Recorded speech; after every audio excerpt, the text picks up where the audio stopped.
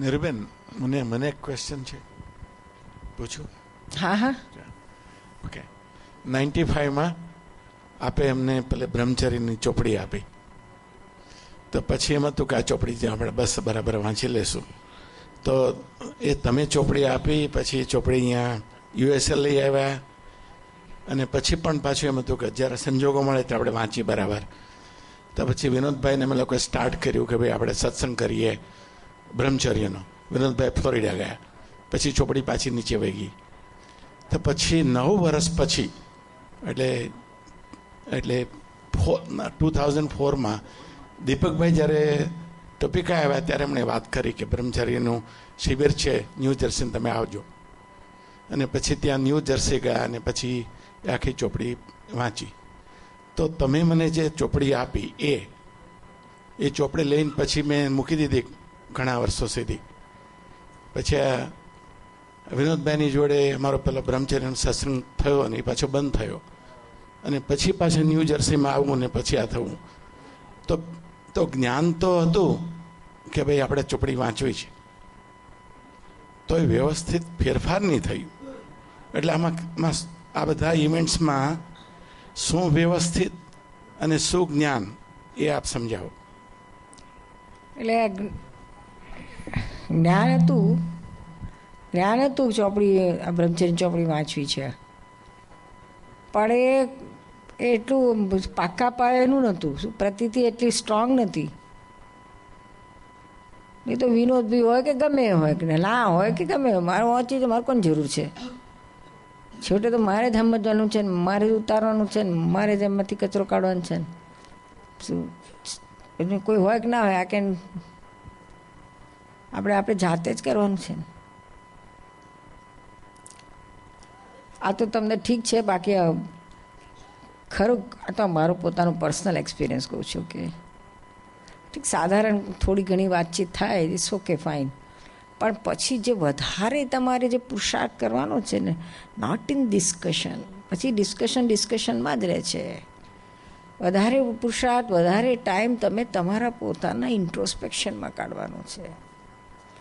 જેને મારે પોતાનો પર્સનલ એક્સપિરિયન્સ, બાકી મારી સાથે મને તો કોઈ વાતો કરવા માટે કે ડિસ્કશન કરવા માટે કે બોલવા માટે કશું નહોતું. બહુ ત્યારે 2-3 મહિને એકાદ વાર દીપકભાઈ જોડે અડધો કલાક, પોણો કલાક કે મેક્સિમમ કલાક ટાઈમ મળે ત્યારે થોડી ઘણી વાત થાય, દેટ્સ ઇટ. બાકી તો અમે દાદાના સેવામાં દીપકભાઈ એમની રીતે બધા કામમાં પોતપોતાની રીતે બધા ઓક્યુપાઈડ હોય, અને દાદા સાથે તો સત્સંગમાં જે વાત થઈ હોય એમાંથી જ આપણે પકડી લેવાનું હોય. જનરલ વાતો થતી હોય એમાંથી પકડી લેવાનું હોય, એનાથી પોતાના ઉપર વર્કઆઉટ કરે છે, એ જ કરવાનું હોય. એક સરસ છે દાદાની 12મી હપ્તાવાળીમાં છે કે અમે તમને કહીએ એ તમને નહીં કામ લાગે, અમે તમને કહીએ કે તમે આમ કરો ને આમ ના કરો, એ કામ નહીં લાગે. એ તમે અભરાઈ ઉપર મૂકી દેશો, અમે કહીશું એ તો. પણ જ્યારે તમને પોતાને થશે એ તમને કામ લાગશે. એટલે જે અંદરથી આપણને ઉઘાડ ના થાય જ્યાં સુધી, પછી શબ્દોમાં જ રહેશે, પછી શબ્દોની જ રમતો છે. પછી અમે જોયું, પછી બહુ તમારું આ ચાલ્યું છે બધું ડિસ્કશન. એમાં પછી તમારું પોતાનું અંદરનું એ સાંભળે એટલી વાર થોડુંક સારું લાગે, મસ્તી લાગે. પછી આ સંજોગ ખસે એટલે આજે વિનોદ બી ખસે એટલે પછી ગઈ ભોયરામાં જતી રહી તમારી ચોપડીને, તમારું બ્રહ્મચર્ય હોવું.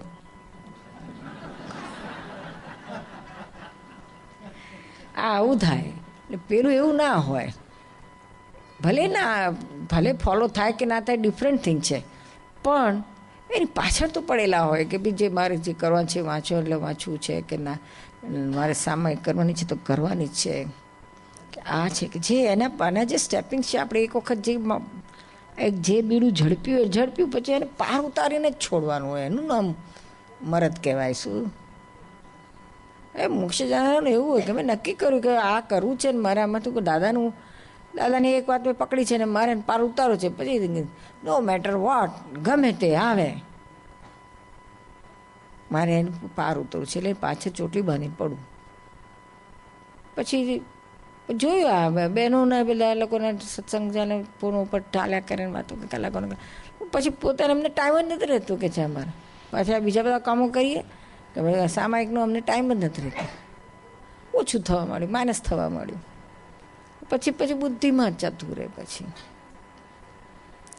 એટલે સાધારણ તમારે હિંટ લે અને એમાં તમે આજે શિબિર કરો 1 to 1 બધા ભેગા થઈને બેસીને તંદાડા ભેગા થાઓ.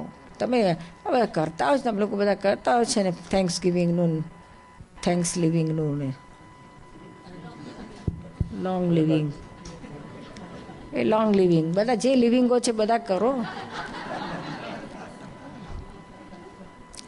જય સચ્ચિદાનંદ. એટલે આ શું ભેગા થઈને થોડુંક તમારું એ થશે એકબીજાને બળ 1 to 1 આપેલું તો શબ્દોમાં જતું રહે છે. પછી કાંઈ થતું ને સામાયિકો કરો ભેગા થઈને બે સામાયિક કરો સવાર બપોર હાજ એમાં ખોતરો જુઓ.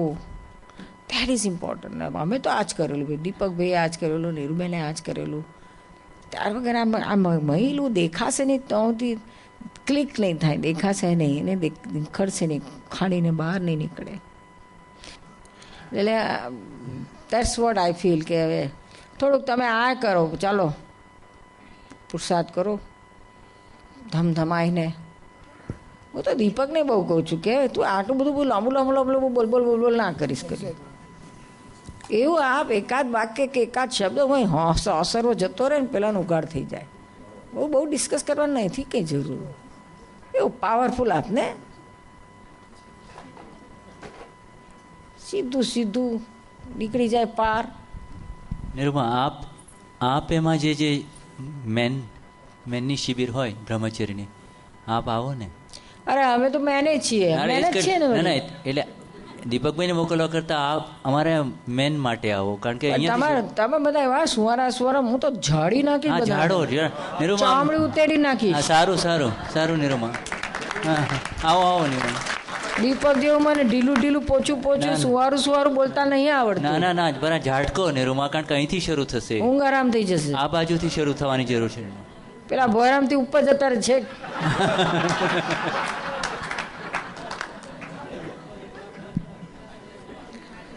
કરશું અમને તો આનંદ છે, તમારા લોકોને પુરુષાર્થ તમને આનંદ છે, પણ તૈયારી રાખો. અમે તો પાછું નીકળ્યા તો પછી બધું ભારે નીકળી જશે. બોલો ભાઈઓ, આપ on this side of the I'll only. ચાલો, કોણે નિરૂમાનો સત્સંગ બ્રહ્મચર્ય વિશે માં એટેન્ડ કરવો છે? મેન ઓનલીની વાત ચાલે છે અહીંયા આગળ, મેન ઓનલીની વાત ચાલે છે. હવે તો ગોઠવશું. નિરૂમા આવી ગઈ. ઇન્ડિયા આવો ત્યારે આપણે ઇન્ડિયાનું કરશું. આ પેલી છોડી હાથ ઊંચો કરે.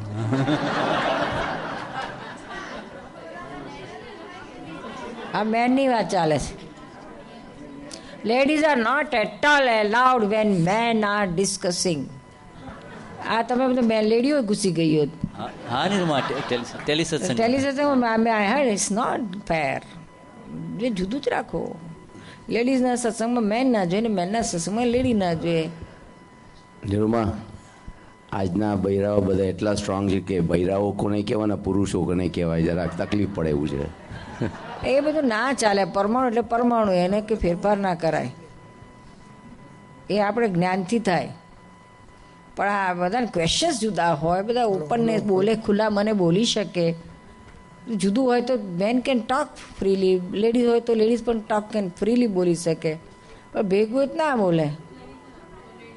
અને આપણે મજા શું કરી પુરુષોના સત્સંગમાં? લેડીઝને વાર છે. બધા બહુ રાખ્યા પણ 3 ઠેરના ઠેર. હમણાં ઝાડીશ ને તો લેડીઓને ઊંચી કરી નાખીશ.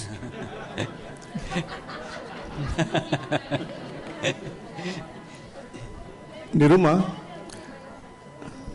જ્ઞાનને કારણે સંજોગો ઊભા થાય છે અને સંજોગોને કારણે બધા પરમાણુઓ ભેગા થાય છે અને છેલ્લે વ્યવસ્થિત પરિણામ લાવે છે. હવે આમાં આપણું દાદાનું જ્ઞાન ખરેખર તો એ પરિણામ વખતે જે સંભાવ રહે એમાં પુરુષાર્થ એમાં જ છે ને. હા, હવે આ આપણું આજ્ઞા જ્ઞાન એ જુદી વસ્તુ છે. એમાં આપણે હવે આ પુરુષાર્થ તમે કહો આજ્ઞામાં રહો, શુદ્ધાત્મામાં રહો, એ આપણો પુરુષાર્થ રિયલ. એટલે પરિણામ છેલ્લે બદલાયેલું લાગે છે એમ જે શ્રીશભાઈ કહ્યું એ આપણા ખરેખર તો પુરુષાર્થને કારણે લાગે છે ને. આ જ સંભાવમાં રહીએ આપણે એટલે આપણને સમજો ક્યાંક માર પડ્યો તો આપણો હિસાબ છે. પછી વ્યવસ્થિત ગમે તે હોય, વ્યવસ્થિત ગમે તે હોય તો આપણું ફેવરમાં હોય કે ના ફેવરમાં હોય, ગમતું હોય કે ના ગમતું હોય, આપણે મેં સંભાવમાં રહ્યા, દેટ ઇઝ પુરુષાર્થ. હા, એ પુરુષાર્થ. નીરુબેન, એક ક્વેશ્ચન છે. અલ્ટિમેટલી તો આ કૃપાથી વ્યવસ્થિત બદલાય ખરું કે નહીં? દાદાની કૃપાથી જ વ્યવસ્થિત બદલાય કે નહીં? કૃપા તો બહુ મોટી વસ્તુ છે. કારણ કે એક તમને પૂછવું છે કે એક જે વસ્તુ બની, હવે આપણે બધું એનાલાઇઝ કરીએ છીએ કે આ જ્ઞાનથી થયું, એનું મને ફોડ આપો તો પછી, બિકોઝ વી આર ડિસ્કસિંગ કે એક વખત સવારના 8 વાગે બેઠા હતા અને 20 જણ બેઠા હતા અને દાદા વોઝ ધેર, અને દાદાએ મારી સામે જોઈને કીધું કે વિષયની વાતો ચાલુ કરી, ખાલી મારી જ સાથે, કે તને વિષય ગમે છે તમને? મેં કીધું કે હા દાદા, વિષયમાં તો બહુ પડ્યો છું. તો પછી મને ખૂબ બધું વિષયનું 20 મિનિટ 1-on-1 કર્યું મારી સાથે, અને કે આ તો જો સ્ત્રી જાતિને વશ કરવી હોય તો પ્રભાવ જો પાડવો હોય તો પ્રતાપ નામનો ગુણ પરિણમશે, અને જો તમે આ કરશો આમ કરશો. પછી કે અહીંયા આવો. મને અંગૂઠો અડાવીને બ્રહ્મચર્યની વિધિ કરાવી સ્પેશિયલી. 20 લોકો બેઠા હતા બેડરૂમમાં, પણ એ જે બ્રેક મારી એમણે 84માં, એ 2002માં લાગી બ્રેક. તો એ બધું એનું એનાલિસિસ શું છે? આટલું 84માં આટલું વચન બળ વાપર્યું એમણે, તો આટલું કચરો નીકળતા 2002માં બધું શાંત પડ્યું. એટલે how do you explain that? એટલે એમને તો કૃપા કરી, આપણે થોડી ઝીલી મોડી, એનો અર્થ એવો થયો. એ મારા હાથમાં હતું કે? એટલે તમે જો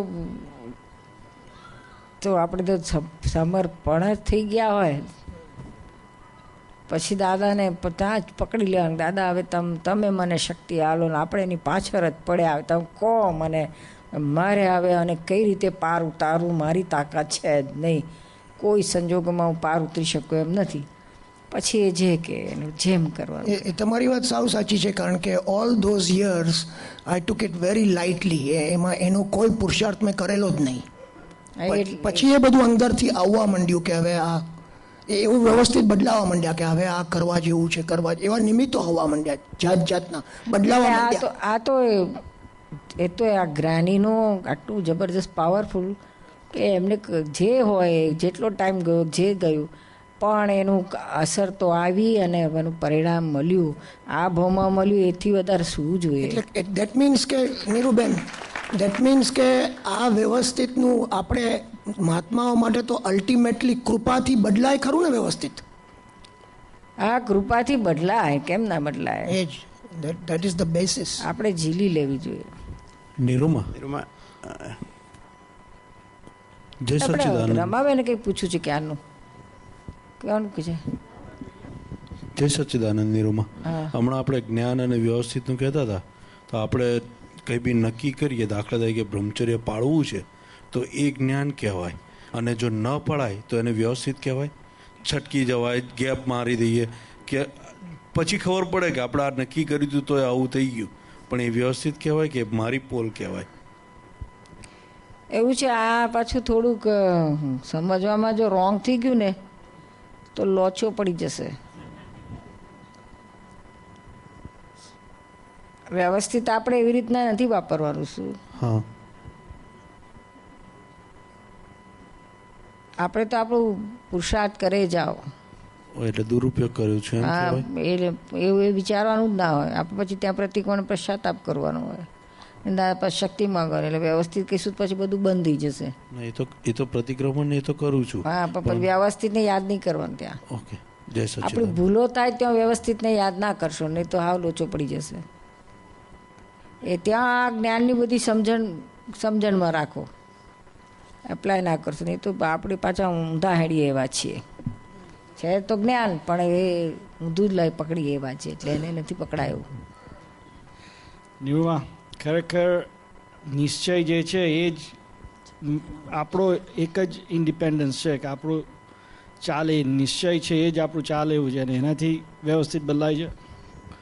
એટલે આ નિશ્ચય જ, હા, નિશ્ચયથી આખા એક પહેલો એવિડન્સ આવે છે ને આપણા તરફનો, પછી આગળ બીજા બધા સંજોગો મળતા આવે છે. પહેલો આ છે, એટલે આપણા તરફથી આટલો જ કરી શકીએ એમ છે, એટલે એ કર્યા રાખો સ્ટ્રોંગલી, બસ. અને પછી સંજોગો આવે ને આપણે ઝીલી લેવાના, પછી ત્યાં ઢીલું નહીં પડવાનું. નિમિત્ત મળે તો એને છોડવું નહીં, પછી ત્યાં પછી આપણે ના ઢીલા પડાય. એટલે જેટલો સ્ટ્રોંગ નિશ્ચય એટલો જલ્દી પરિણામ આવે. હા ચોક્કસ. હવે દાખલા તરીકે બ્રહ્મચર્ય નિશ્ચય છે, બસ એના માટે બધું કરી છૂટું છે. હવે એમાં બ્રહ્મચર્યને પાકું કરવાનું, ધારો કે શિબિર આવી હોય કે બીજું કંઈ મળતું હોય કે ત્રીજું મળતું હોય, સામાયિકો કરવાનું, તો આપણે પોલ ના મારો, પછી કરો. ખાલી નિશ્ચય એકલું નહીં, પણ પછી પાછા સંજોગોને પાછા નિશ્ચય કરીને એનો ઉડાડો નહીં, પાછું એ પણ દુરુપયોગ થશે. સંજોગ આવે છે એટલે એના આધારે આવે છે, એટલે પછી તમે એને ઝીલતા શીખો. શું કહો છો રમાબેન? ના, તો એક પ્રસંગ આવ્યો 87માં દાદાને પૂછ્યું હતું કે દાદા તમે આ અડધી ઉંમર થઈ ત્યારે તમે મળ્યા દાદા, તો હવે પછીની નેક્સ્ટ લાઈફનું દાદા તમે જ્યારે મને ભાન થશે ત્યારથી જ તમે મળશો કે નહીં? તો એ કહે છે કે આ અવતારમાં તે જે જ્ઞાન જે ભેગું કરેલું એનું તને આ વ્યવસ્થિત અત્યારે ઊભું થયું તો હું અડધી ઉંમરે મળ્યો, પણ હવે તારા આ જ્ઞાન થકી જેટલો તારો પુરુષાર્થ અને જેટલું તારો નિશ્ચય એ આખું તું જે પુરુષાર્થ કરીશ એના પરથી આખું જે ભાવમાં બંધાશે એ પેકેજ લઈને તું તે વખતે વ્યવસ્થિત એ રીતે આવશે તારું, એવું દાદાએ કહેલું. એટલે આપ શું કહો છો? બરાબર છે. એ આ જઈતી એટલે શરૂઆતથી જ મળીશું એમ એવું દાદા સમજાયું હતું બધાને. એના આધારે તો ભેગું થયું, હવે જે મળ્યું એના આધારે આવતું ભેગું થશે. અચ્છા, ઓકે, બરાબર છે. તો આપ પણ એ જ જ્ઞાન એવું જ કહેવા માંગીએ છીએ. નીરુબેન, તમે જે હમણાં વાત કરીને આ ક્યાં છે? હા હા, બેસી જાઓ. હા, તે જ્ઞાન અને જાગૃતિની વાત કરી તમે, અને અજાગૃતિ એમાંથી વ્યવસ્થિત આવ્યું, એના વિશે થોડું વધારે પ્રકાશ પાડો ને. એટલે અજાગ્રત પાર્ટ છે ને, એટલે જે સર્કમસ્ટન્સીસ કે છે ને એ બધું અજાગ્રત, એટલે કે સંજોગો આખા આપણે અનાત્મ વિભાગના કયા છે, જાગૃતિ આપણી જ્ઞાન ભાગની કઈ છે. વ્યવસ્થિત આપણે નથી કહ્યું, વ્યવસ્થિત આખું અનાત્મ વિભાગમાં જાય છે. બરાબર, પર નહીં પરાય એ હિસાબે એની સંદર્ભમાં છે. કરેક્ટ. એમાં કશો એ તો બરાબર છે, પણ હું શું સમજાવવામાં થોડો ગેપ રહે છે કે જ્ઞાન એ તો જ્ઞાન છે એ જાગૃતિ સાથે રિલેશનમાં છે, અને જ્ઞાન જ ચલાવે છે. પછી આપણને જે દેખાય છે સ્થૂળ રૂપે એ બધું વ્યવસ્થિતમાં આવે છે, એ દેખાય છે. બરાબર. અને વ્યવસ્થિતને અને અજાગૃતિનો સંબંધ છે. અજાગૃતિ એટલે આપણે આત્માની જાગૃતિ ને આત્માની અજાગૃતિ થઈ ગઈ એ સંબંધ એ રિલેશનમાં નથી કહેવા માંગતા. એમાં નહીં, એ શબ્દ પ્રયોગ એવો નથી. એટલે એવી રીતે કરીએ તોય થાય કે તમે આત્મામાંથી સ્લીપ થાય તો આ બધું ઊભું થઈ ગયું તમારું, એવી રીતે સમજાયું મને. એટલે એવી રીતે લઈએ તો એવી રીતે થાય છે. એટલે આખું વ્યવસ્થિત એટલે બહારનો જ ભાગ છે, આખો અનાત્માનો ભાગ છે. એટલે તમે વ્યવસ્થિત ગમે તે રીતે લો, અજાગૃતિ આત્મામાંથી ગઈ એટલે ત્યાર પછી જ વ્યવસ્થિત ઊભું થાય છે. ત્યાં તે લેવલથી સૂક્ષ્મમાં સૂક્ષ્મ લેવલથી માંડીને સ્થૂળમાં જુઓ તમે તો બધું લેવલ આખું આત્માથી બહારનું જ છે. એટલે એવું કહેવાય કે વ્યવસ્થિતમાં શું આવશે એના ઉપર જાગૃતિની દ્રષ્ટિએ આપણા હાથમાં છે. જાગૃતિ જો આપણા હાથમાં રહીએ તો વ્યવસ્થિત દૂર જ રહે છે, વ્યવસ્થિતથી આપણે નીકળી જઈએ છીએ, પછી વ્યવસ્થિત આવતું નથી. એમ એટલે દાદાએ શું કહ્યું કે તમે જ્ઞાન મળ્યા પછી તમને શુદ્ધાત્મા બનાયા, એટલે શુદ્ધાત્મા તમે થયા એટલે શુદ્ધાત્મા વ્યવસ્થિતની બહાર નીકળી ગયા ટોટલ. દલુભાઈ રહ્યા પણ શુદ્ધાત્મા નીકળી ગયા, હવે એને વ્યવસ્થિત નથી લાગુ પડતું. બરાબર, એ પૂરું ભાગ છૂટું થઈ ગયું, મેળ બેસી ગયો. નિરૂમા, પછી આ એક હળવો સવાલ છે, આ બરાબર છે કે નહીં? તમે કહ્યું કાલે હું 3 લાડુ ઝાપટી ગયો, બહુ ઝાપટવા નહોતા તોય, પણ તમે કહ્યું કે શું ખાવું એ જ્ઞાનમાં છે, જ્ઞાનના બસ છે. અને કેટલું ખવાય છે એ વ્યવસ્થિતના હાથમાં છે. એવી રીતે લગ્ન કરવા છે એ જ્ઞાનની વાત છે. પછી શું થશે એ વ્યવસ્થિતના હાથની વાત છે. બરાબર છે? હજુ થોડું કરેક્ટ કરું? ના, હું સમજી ગયેલો છું, પણ બરાબર છે. ના, હજુ કરેક્ટ કરું. લગ્ન કરવા એ ઘોર અજ્ઞાનને આધીન છે. ના ના ના ના ના નીરુબેન, આ આપણી જે મૂળ વાત આવે છે એના જ રેફરન્સમાં હું જોક નથી કરતો. આ જે તમે શું ખાધું અને કેટલું ખાધુંની વાત છે ને, એના પર તમે થયું કે આ જે બધું થઈ ગયું અને આપણે બધાને બદનામ કર્યા. આમ જોઈએ તો તમે આપણે લઈને આવ્યા છીએ આપણે એવું જ્ઞાન કે પરણવામાં સુખ છે, સંસાર કર માળવા જોઈએ એમાં જ છે. આ જ્ઞાનના આધારે પરણે છે. પછી પરણ્યા પછી શું પરિણામ આવે છે એનું તો જ્ઞાન છે નહીં એની પણ. એ વ્યવસ્થિત પછી બધું વ્યવસ્થિત છે. એટલે દાદાને કે તું એક ભાવ કરીને આવ્યો છે પરણવા. આજે સવારે જ હું પેલી બનીને કહેતી હતી આ બધા એક ભાવ કરીને આવે છે કે આપણે લગ્ન કરવા છે અને આ આખું પાછળ મોટું લશ્કર ઊભું થઈ જાય છે. હવે એવું મેં કહું આ નીરુબેને એક ભાવ કર્યો જગત કલ્યાણમાં ઝંપલાવું છે તેની પાછળ કેટલા લશ્કર ઊભું થઈ ગયું. નીરુબેન, મને લશ્કરનો વાંધો નથી, લશ્કરનો વાંધો નથી, પણ લશ્કરમાં હું સેનાપતિને બદલે હવાલદાર થઈ ગયો છું એનો વાંધો છે. એટલે મને કેનો વાંધો હતો એ કહ્યું મેં કહું કે આ લશ્કરનો તો જો કે વાંધો આવે એવું નથી. લશ્કરનો વાંધો ના આવે, રાગદ્વેષનો વાંધો આવે છે જે આપણી પાસે નથી. આ મોટું લશ્કર થઈ ગયું પણ આપણું રાગદ્વેષ નથી એટલે વાંધો નહીં, ચાલેવા દો, લશ્કર વધે એટલું વધવા દો. એટલે એમને લગ્ન પછી નવું વ્યવસ્થિત ઊભું થતું નથી, પણ રોજ નવું નવું જ્ઞાન પાછું ઉત્પન્ન થાય છે.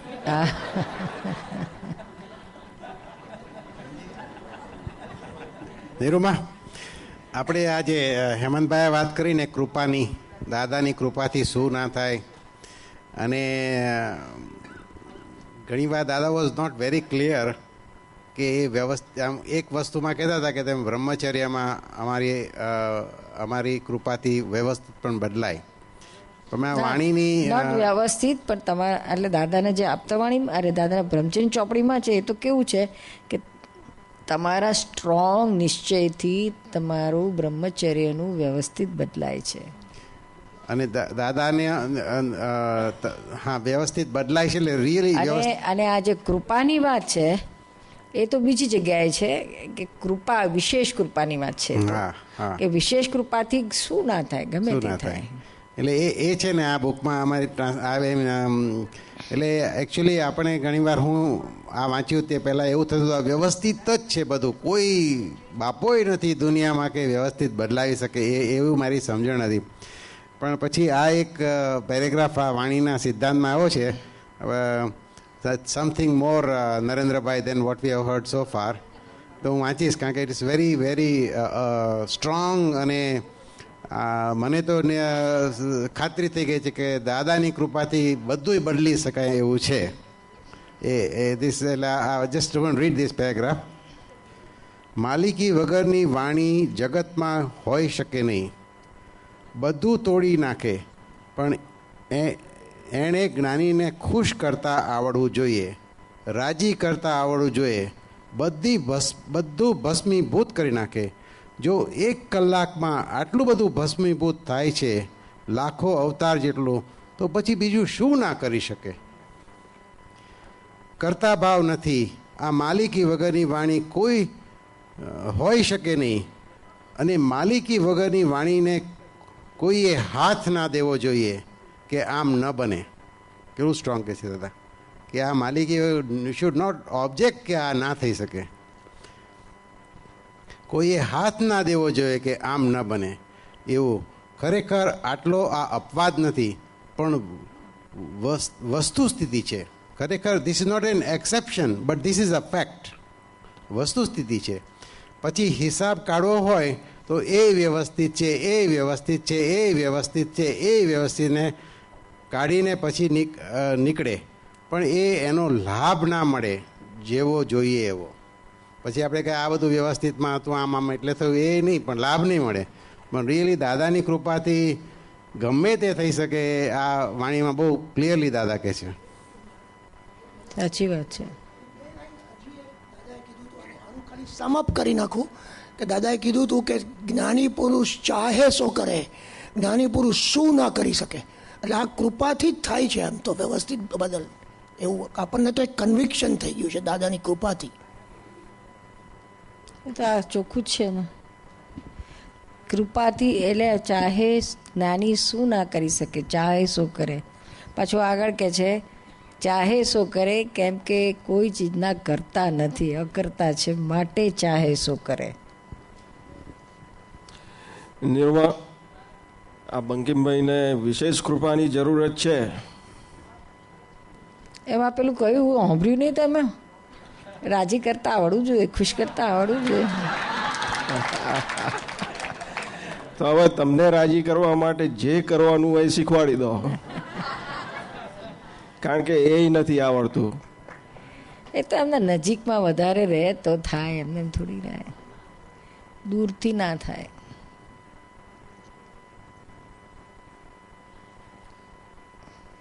નિરોમા? હા, ક્યાં છે શૈલેષ? નિરોમા, સિમ્પલ ક્વેશ્ચન્સ છે કે આપણે કહે છે જ્ઞાનનું એન્ડ રિઝલ્ટ મોક્ષ છે, અને જ્ઞાનનું એન્ડ રિઝલ્ટ વ્યવસ્થિત છે, અને મોક્ષ પણ એક જાતનો એન્ડ રિઝલ્ટ છે. તો મોક્ષ વ્યવસ્થિત છે એવું કહી શકાય? મોક્ષ વ્યવસ્થિતના લીધે છે? એકચ્યુઅલી મોક્ષે જે જાય છે ને, આત્મા તો પોતે મોક્ષ સ્વરૂપ જ છે. શું આવરણ ખસવાની વાત છે, બધું ખસે એટલે ઓટોમેટિકલી પહોંચી જ જાય છે.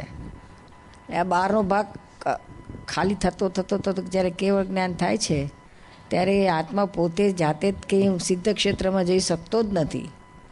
ત્યાં એને આ ગતિ સહાયક તત્વો એને પહેલાં એને ભાવ કર્યા કે મારે મોક્ષે જવું. આપણે કેટલી વાર બોલી મોક્ષે જવું છે, જવાના ભાવ કર્યા, ત્યાં પેલું ગતિ સહાયક તત્વો લઈ જવા માટે રેડી છે.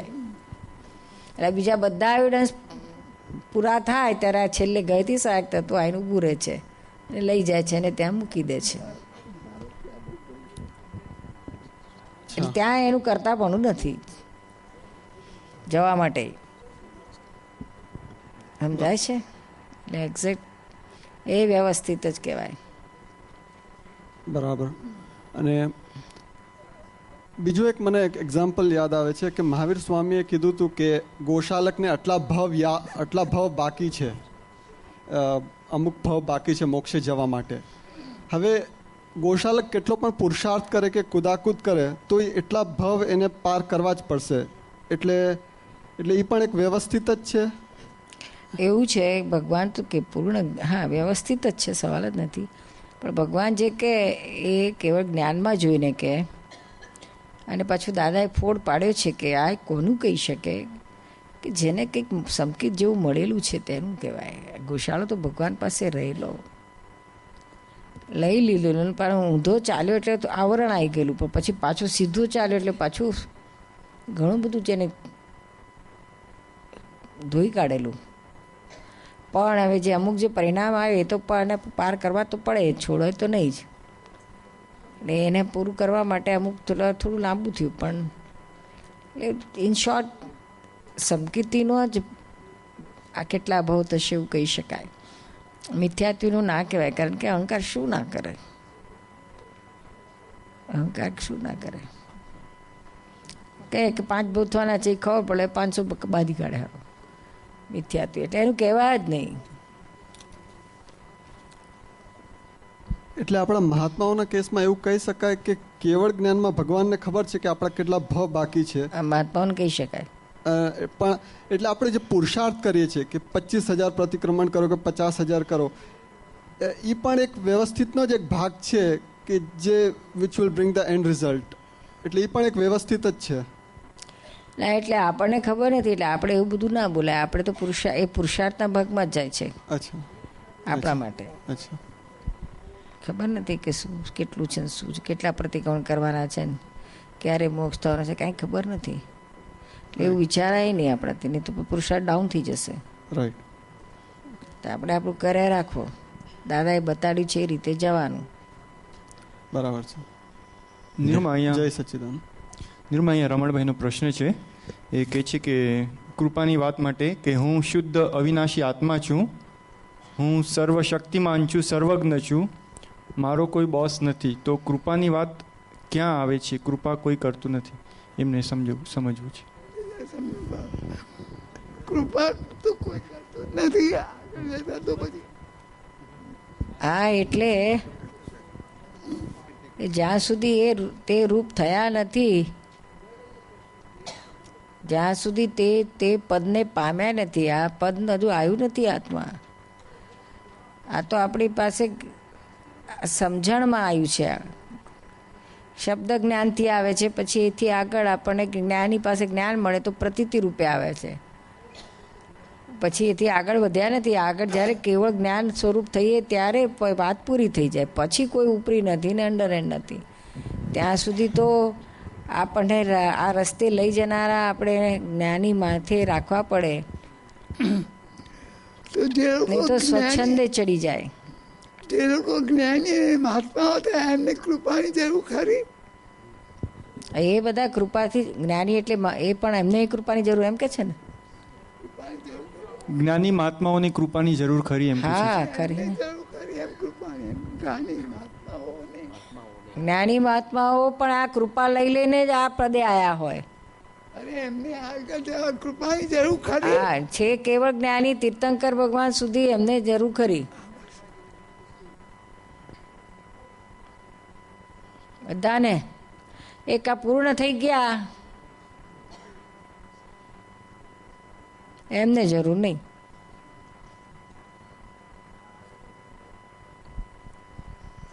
નિર્મા, ઘણા વખતથી આ એક પ્રશ્ન ચાલી રહ્યો હતો અને એનો ચોખ્ખો જ જોઈએ છે.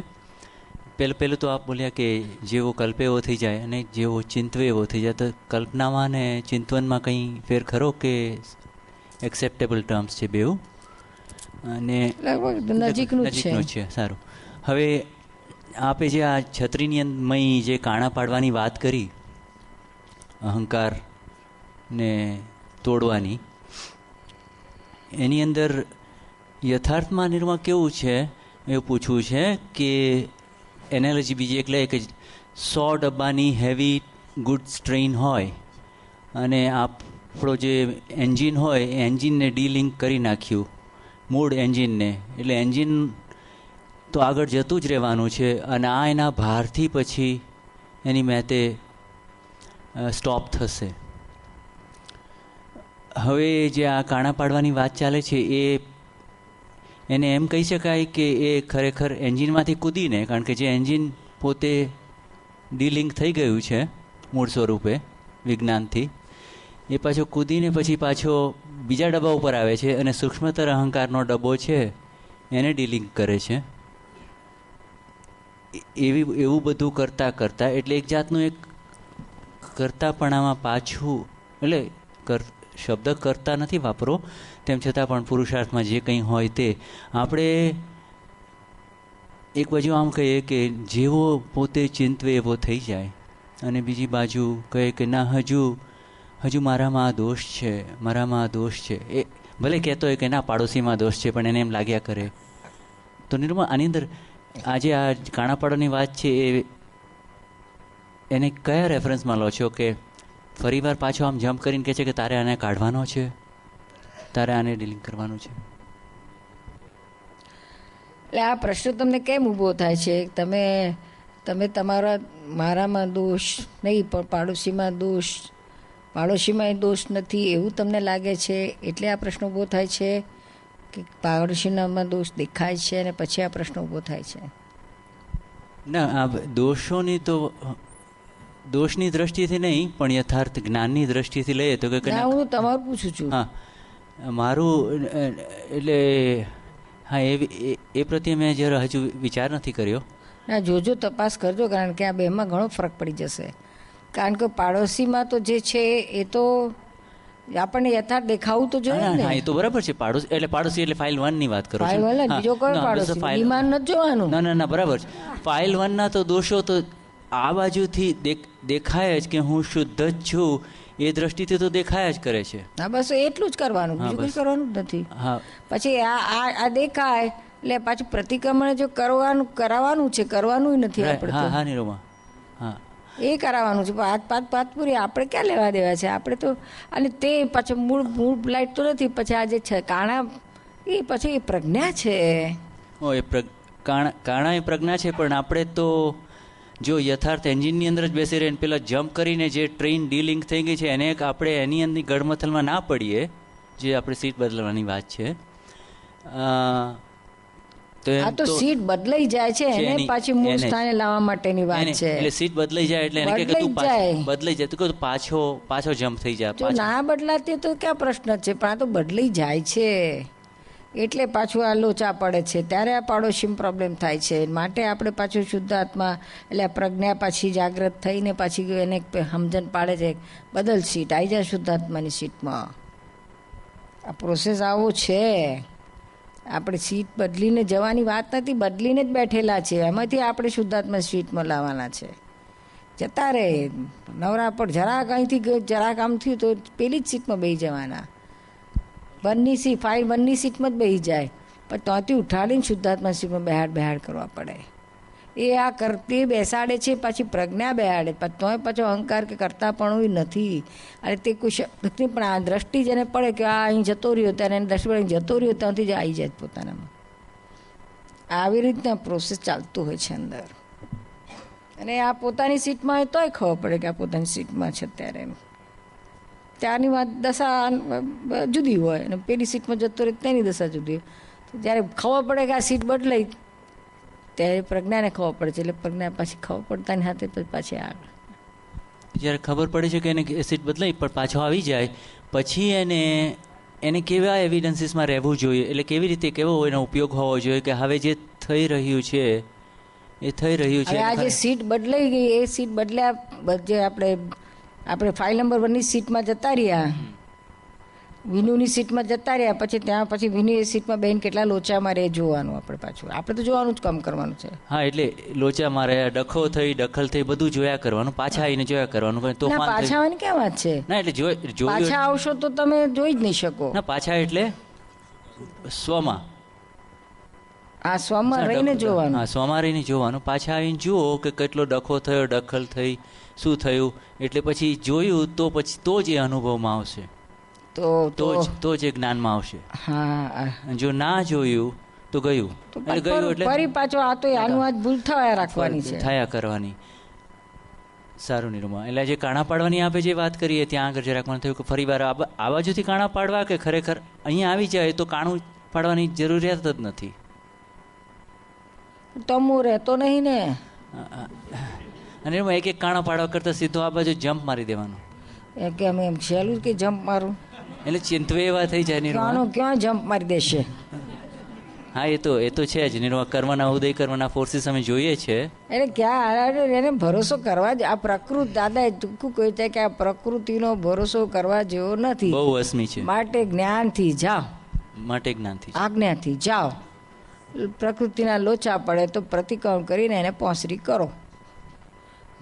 આ રસ્તા બતાડ્યા છે શોર્ટકટ.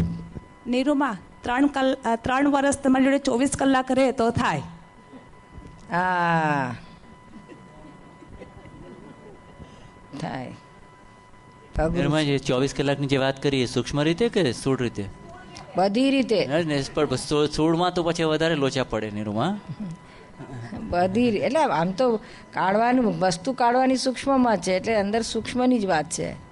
પણ ઉપયોગ તો દેવો પડે, એટલે પછી બધી બાજુ ઉપયોગ મૂકવા જાય તો આ ઉપયોગ ના થાય. એટલે જ્યારે દાદા કહ્યું મારી જોડે તમે 300 કલાક કાઢજો, તો એ મારી જોડે કહ્યું એટલે કોની વાત કરતા હતા? કોની જોડે રહેવાની વાત કરતા હતા? એટલે સ્થૂળમાં લઈ ગયા હતા દાદા? આપ જે આ વાત કરી હતી જ્યારે મારી જોડે 300 કલાક તમે રહો, એ સ્થૂળની વાત છે. સ્થૂળની વાત છે. એ તો દાદાની વાત છે, મારી ક્યાં વાત છે? એટલે હવે આપે આવી ગયા એટલે અમે આપને પૂછીએ નિરૂમા. એટલે દાદા કહેતા 300 કલાક અમારી જોડે રહો એમ કે ત્યારે તો તમને અમારી વિતરાગતા જોવા મળે, અમારા ટચમાં આવે, તમારા કચરા દાદા કે અમને જોવા મળે અને અમે તમને ઠપકા આપીને સાફ કરીએ. હા બરાબર નિરૂમા. દૂર ને દૂર રહો તો કેમનું જ કહીએ. એક્સેપ્ટેડ નિરૂમા. એટલે આ વાત કહેવા માંગે દાદા. નિરૂમા સ્થૂલમાં આ ગુરુ પૂર્ણિમા વખત અત્યારે તમે અહીંયા છો ને અહીંયા બધા રહે, બધા છે અહીંયા આગળ, તો એ પરમાણુ તો એ લોકોને મળે, પણ સાથે સાથે પણ એ જાગૃતિપૂર્વક રહેવું પડે ને, નહીં તો વાતોના ગપ્પા ને બધું હાંકવા બેસે તો ત્યારે તો જાગૃતિમાંથી ખસી ગયા કહેવાય ને. ના એટલે જાગૃતિ ગઈ પણ પેલા 300 કલાકમાં ગણાય.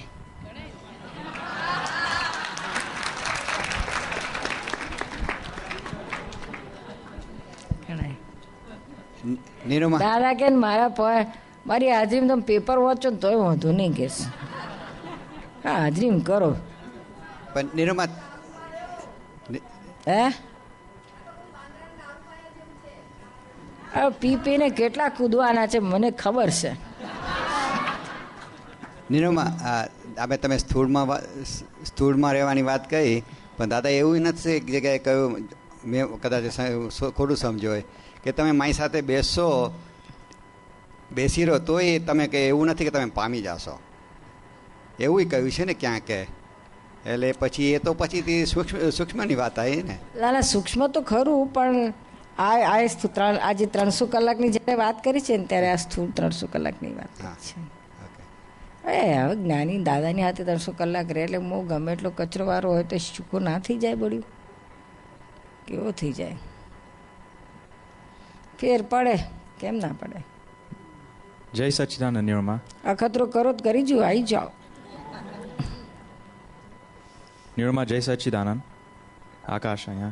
Ah, bol Akash. I have a question. I was wondering, since everybody here has taken Gnan, or not only here, everywhere else too, but next life, how does it work that that we're given the knowledge next life? How does it? Do we get it at birth, or do we get it later on in life? No, not at birth.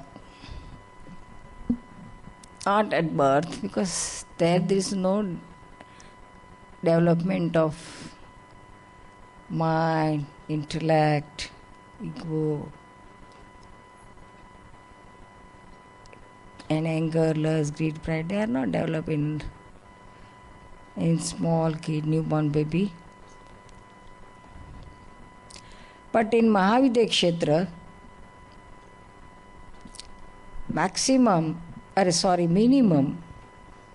minimum at the age of 9 years you can achieve Keval Gnan.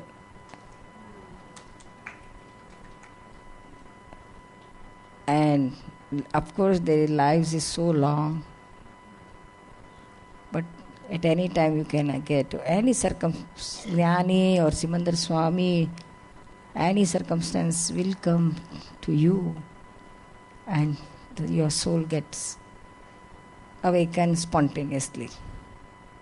So next life, I'm gonna have. That is guarantee. So next life, it's spontaneous. Yeah, as far as when I'm gonna get Gnan again. Yeah, spontaneous. That will be spontaneous. Okay. It's not at a specific age, or it's not at birth. It's no. I said no. Minimum 9 years. For anybody here, it could be at different time. Yeah, one who has taken Gnan and who is following 5 Agnyas. Okay. And reached there. But it's guaranteed that next life you will get the same knowledge. Yeah, higher than this. But not because necessarily. Whatever you have attained, that will be there. But then higher than this. But it doesn't necessarily mean from you, from Nani Purush, or it's just that we have it now. Yeah, so not myself or not any Dada or Simandar Swami. Okay, so once you have it once, that's all you need. That's right. Okay.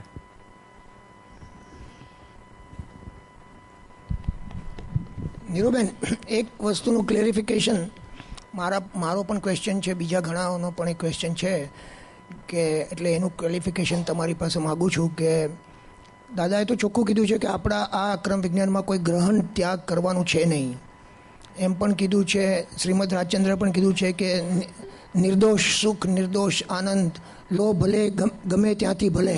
દાદાએ એમ પણ કીધું છે કે ભાઈ હેવમોરનો ice cream ખાજે, ભજીયા ખાજે, બીબીનો હાથ પકડીને પિક્ચરમાં જજે, બધું કરજે, જલપન અને મને પર્સનલી પણ એવું કીધું છે કે મોજ કરજે પણ મોજીલો ન થતો અને શોખ કરજે પણ શોખીન ન થતો. હવે મારે પ્રશ્ન એ છે કે બધા ઘણા એમ બોલતા હોય છે કે આ ન કરાય, આવું ન કરાય.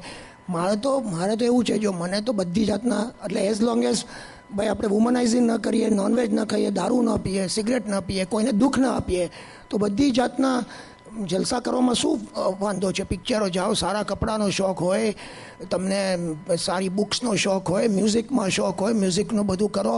ટોપ પ્રાયોરિટી દાદા, ટોપ પ્રાયોરિટી ઇઝ દાદા always. It has always bin that way. ત્યાં સુધી કે મને મારો નાનો કહે ને કે પપ્પા તમે તો, મેં કીધું આ એક અવતારથી 15 અવતાર, મેક્સિમમ 15 અવતાર કીધું ને દાદાએ, એક અવતારી અને મેક્સિમમ 15 અવતાર. મેં કહ્યું ભાઈ મારે છે ને કોઈ મોક્ષની ઉતાવળ એટલે માટે નથી કે જો હું એક અવતારમાં જાઉં તો ત્યાં તો દાદા બબલની જેમ ફ્લોટ થતા, હું એ બબલની જેમ ફ્લોટ થતો હોઉં તો કોન્ટેક્ટ મારો કટ થઈ જાય દાદા સાથે. મારી જો હું અહીંયા 10 અવતાર રહું તો હું તો દાદાની ભક્તિ તો કરી શકું અહીંયા રહીને બધા અવતારોમાં. એટલે મારે કોઈ હમણાં ઉતાવળ નથી. પણ એટલે મારે એ પૂછવું છે, આ તો જસ્ટ એક હ્યુમરસ વાત કરું છું, પણ મારે પૂછવું છે કે આ ન કરો ને તે ન કરો ને ક્રિકેટ ન રમો ને બહાર રેસ્ટોરન્ટમાં ખાવા ન જાઓ ને આ ને તેને બધું એ તો દાદાના અક્રમમાં તો આવતું નથી. એ જરા સમજાવો.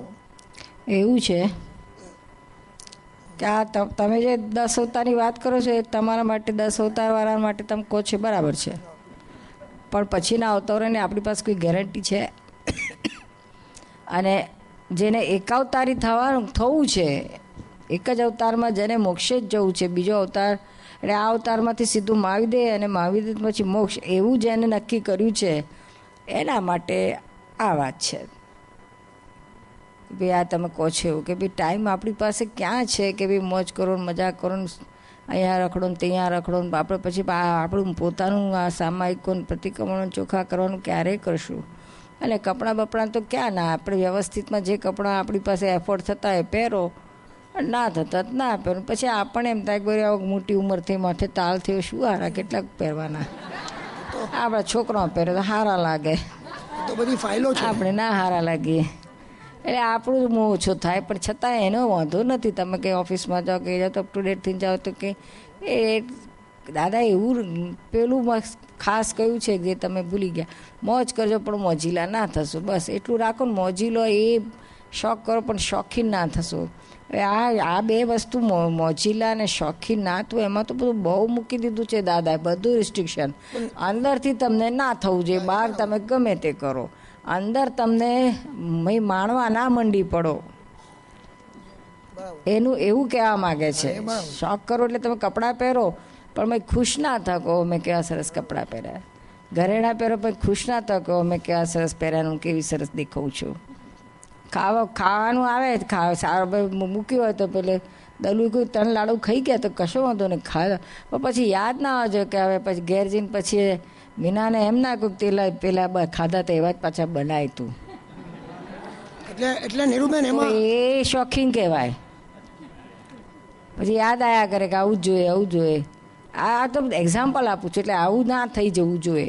એટલે લુબ્ધપણું ન થવું જોઈએ. લુબ્ધ નહીં, લુબ્ધપણું કહ્યું જ નથી, શોખીન, મોજીલા. આ તો ખાવાની બાબતમાં જ લુબ્ધપણું શબ્દ વપરાય, બાકી બીજી બધી બાબતમાં શોખીન છે કે મોજીલા છે, મોજ કરવા મળી પડી. શું એ વસ્તુ બહુ સૂક્ષ્મ છે દાદાને. દાદા કે કાચા નથી, બહુ પાક્કા છે. એક એવું મૂકી દે, એવું ડબકું મૂકી દે કે તમે એક્સરસાઇઝ કર્યા જ કરો આખી જિંદગી. બેલેન્સમાં રાખે, જરાય પડવા ના દે. કરવા કે છે બધું કરો, પણ પાછું જોડે એમ કહે તમારી મોક્ષની ગેરંટી લઉં છું, એક તમે તમારો મોક્ષ થવાનો જ છે. 5 આજ્ઞામૃત તો આવી જાઓ. આ દાદો ઓછો છે કે છે, પોતે જ કહે છે અમે એવા પાકા કે છે ક્યાંય બંધાઈએ નહીં, છતાંય બધાને બંધનમાંથી છોડાઈએ.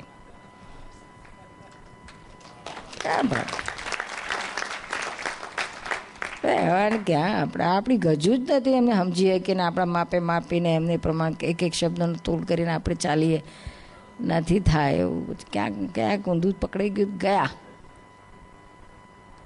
હા બોલો મગનભાઈ, બોલો. જય સચ્ચિદાનંદ નિરૂમા. હા બોલો. પ્રત્યક્ષ દાદાજી આપણામાં બિરાજમાન છે અને દાદાજી જ બધું કરાવી રહ્યા છે આપણી પાસે. પણ આજે હેમંતભાઈ જેમણે વાત કરી મોજ શોખની 10 સપ્તાહની જે વાતો કરી એ પછી મને તો એવું લાગે છે કે તમે તો દાદા કરતાં પણ ચડ્યા એમ કે. કારણ કે લંડનની અંદર ઘણા મહાત્માઓએ ટીવી જોવાનું બંધ કર્યું છે, બહાર રસ્તામાં ખાવા જવાનું બંધ કર્યું છે, કે જે ભાવથી આપણે ઘરે જે ખોરાક બનાવીએ તે ભાવથી ખોરાક બનતો નથી. રેસ્ટોરન્ટની અંદર કેવા ભાવે બનાવ્યો હોય. આપણા તો અંબા કૈતરવાળા પણ જે પૂરીઓ બધી રસોઈ બનાવે છે તો દાદા ભગવાનના અસીમ જય કરતા એ લોકો પૂરીઓ પણ વણે છે અને એ રીતે તમને તો બધી ખબર જ છે ત્યાંની. અને તે રીતે ઇવન ન્યૂઝપેપર ઘણાએ બંધ કર્યા છે, ઘરેણા પહેરવાના બંધ કર્યા છે, ઘણાએ કાઢી નાખ્યા છે બિલકુલ એમ કહે. તો તમારું શું કે મને તો એવું લાગે તમે દાદા કરતાં પણ ચહેરા હતા. દાદા ખુદ આપણા પણ બિરાજમાન છે છતાં પણ એવું લાગે છે કે તમે તો દાદા કરતાં કેટલા અમને વહેલા મોક્ષે જવા માગો લઈ જવા માગશો લંડનવાળાને કે શું?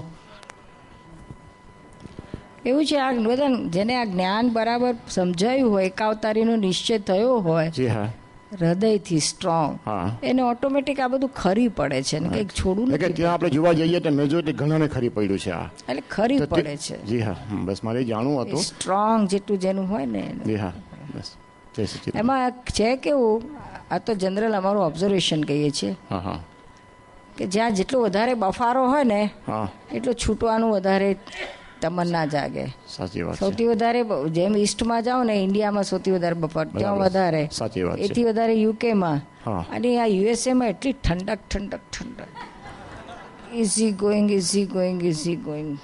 એટલે કાદવમાં કેમ ભેંસો બેસી રહે તે પ્રમાણે ઠંડક એકદમ. એવું આપણાથી બોલાય નહીં પણ છે એવું. Sorry for that. એ ઠંડક પછી ગમે નહીં જલ્દી જવાનું બાકી છે.